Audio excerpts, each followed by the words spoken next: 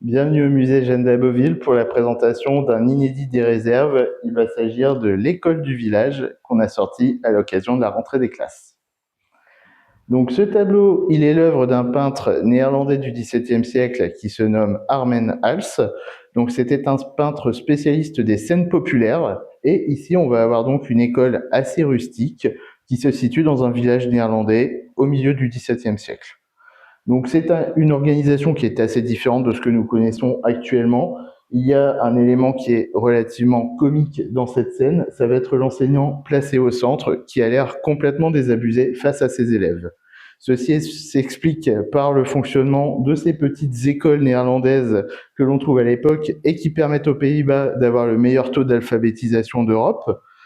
Ces petites écoles, elles vont fonctionner un peu en fonction des moyens qui sont disponibles sur place. Donc, si dans les grandes villes, on va avoir de véritables écoles avec des pupitres, du chauffage, des lieux vraiment dédiés, ce n'est pas forcément le cas dans les villages où on va souvent installer l'école dans une annexe de l'église avec un enseignant qui fait plutôt office de surveillant et qui ne sait pas forcément lui-même lire ou écrire.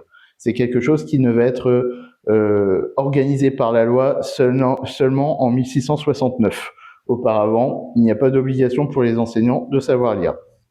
Donc l'objectif de ces écoles est évidemment d'apprendre à lire et à écrire aux enfants, mais également le calcul. Étant donné que les Pays-Bas sont la première place commerciale en Europe, le calcul est évidemment très important pour avoir une carrière professionnelle par la suite. Donc voilà pour cette école du village. Donc on souhaite de la part du musée Jeanne d'Aboville une bonne rentrée à tous les élèves et également à tous les enseignants.